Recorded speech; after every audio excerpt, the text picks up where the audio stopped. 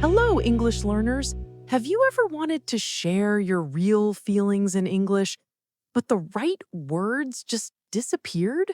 Maybe you could only say, I'm fine or I'm happy, even if you felt proud, annoyed, or truly excited inside. If this sounds familiar, then today's episode is for you. Let's be honest. Having feelings makes us human, but talking about them in a new language can feel impossible.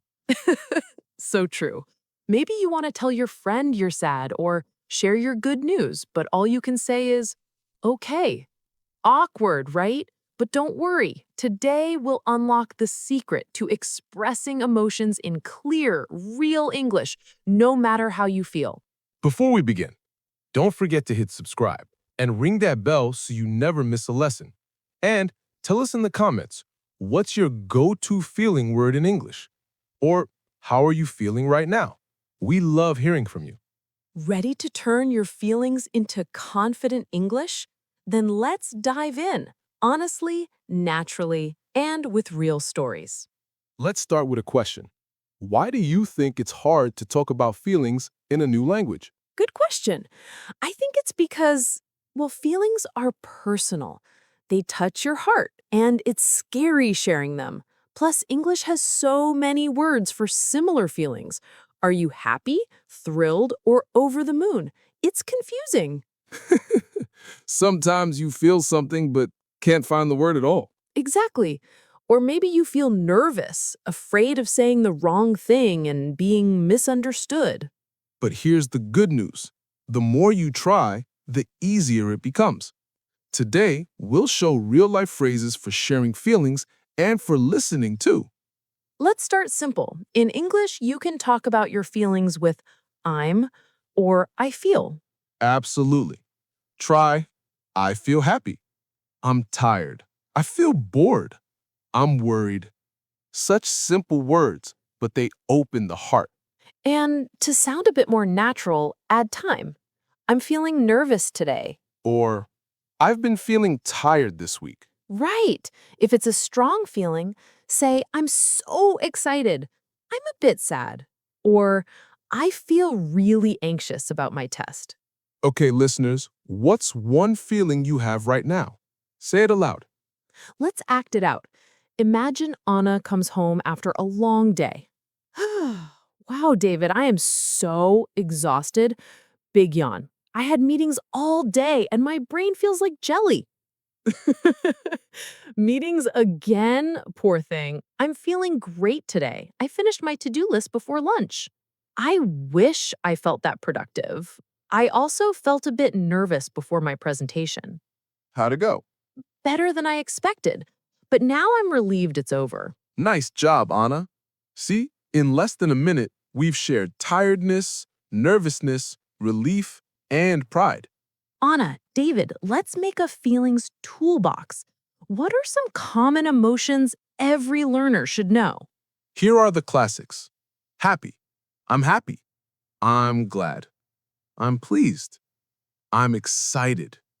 I'm content. Sad. I'm sad. I'm down. I feel blue. I'm disappointed. Angry. I'm angry. I'm upset. I'm annoyed. I'm frustrated. Scared or anxious. I'm scared. I feel anxious. I'm nervous. I'm worried. Surprised. I'm surprised. I'm shocked. And for each feeling, you can turn up or down the intensity. A bit sad, very happy, so annoyed, really excited. And emotions come in combinations. You can be sad and hopeful, tired but proud. Real life is never just one feeling. What about idioms? How do native speakers express big feelings beyond happy or sad? Idioms bring color. Here are some. I'm on cloud 9, very happy. I'm over the moon, extremely happy. I've got butterflies in my stomach, nervous. I'm down in the dumps, really sad. On top of the world, extremely happy, my heart sink, suddenly sad or disappointed. And be careful, some are strong. I'm pissed off is much less polite than I'm annoyed. Here's a challenge for listeners. Pause the podcast, look around, and say how you feel. Maybe, I'm feeling hungry. I'm excited to learn. I'm bored. Just kidding. Right now, I feel grateful because you're listening. And me? I'm a bit nervous every time we record, but also proud of our listeners. Let's talk about feelings with friends. How do you ask someone about their mood? Try, how are you feeling today? Or if you notice something, you look a bit sad. Is everything okay? For good news, you seem excited. What happened? If you're checking on someone, start gentle. Is something bothering you? Or, if you want to talk, I'm here. It's also polite to agree if you feel the same. Me too. I feel tired today. Or, I know that feeling.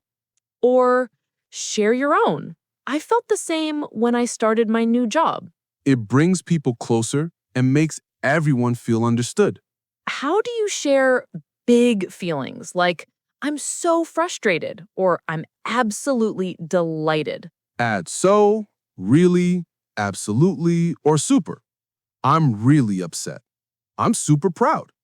Or play with tone. Oh, I'm so tired of this. I use I can't believe it for surprise. What if you can't find the word for your feeling? Describe it. It's like, I'm not sad, but I'm not happy either. A little empty. Or use body language. Shrug, sigh, laugh, or frown. Or explain with a story. I woke up, spilled my coffee, lost the bus. You know that kind of day. David, what if someone shares a sad feeling? What do you say? Try, I'm sorry to hear that. That sounds tough. If you want to talk, I'm here. Do you want a hug? Laugh softly. Or just listen. Sometimes that's enough. And if someone is happy? Try, congratulations. I'm so glad for you. That's amazing news. Honesty helps build trust. It's okay to say, today I'm not okay. Or, honestly, I'm feeling lost. Yes, you can also say, I'm overwhelmed. It's been a hard week. Or, my mood isn't great. No one is happy 100% of the time. It's normal. Let's do another role play. Sounds sad. David, I failed my driving test. I feel so embarrassed and disappointed. Oh, Anna, I'm really sorry. Failing is tough, but it happens to everyone. Do you want to talk about it? I just feel stupid. You're not stupid, Anna. You're brave for trying. You'll do better next time. Smile. Thanks. I needed that. Keeping a diary is great practice. Every day, write one feeling and why. For example, today I felt happy because I saw my friend, worried before my big meeting, proud after finishing a hard project. It improves your vocabulary and self-awareness. Let's play a game. I'll say a feeling, you give me an idiom or natural phrase. Very happy. On cloud nine, Shocked. it blew my mind. Sad. Down in the dumps, Nervous. butterflies in my stomach. If someone says, I'm stressed, how do you reply? Try, want to talk about it? Is there anything I can do? Take a break, you deserve it. And if you don't know what to say, I'm here for you. Expressing emotions can be different based on culture. Some people are open, others are private. Yes, in English-speaking countries, it's okay to talk about feelings, but always respect the other person's comfort. Start slow. People open up with time. For listeners, next time you text, use a feeling. I'm excited for tomorrow, or I'm feeling a bit down. You'll be surprised at the support you get.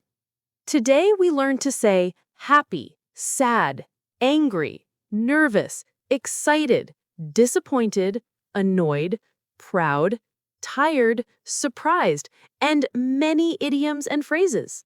Remember, 1. Simple is best. 2. Honesty is powerful. 3. Practice makes you more comfortable. Tell us, how are you feeling right now? Write your answer in the comments and try a new phrase from today. Also, don't forget to subscribe for more real conversations and share this episode with your friends. Next time you feel something, don't hide it. Share it in English. We're proud of you for practicing with us. Keep going. And we'll see you next time on English Learning Key, your space for real English, real life, and real emotion.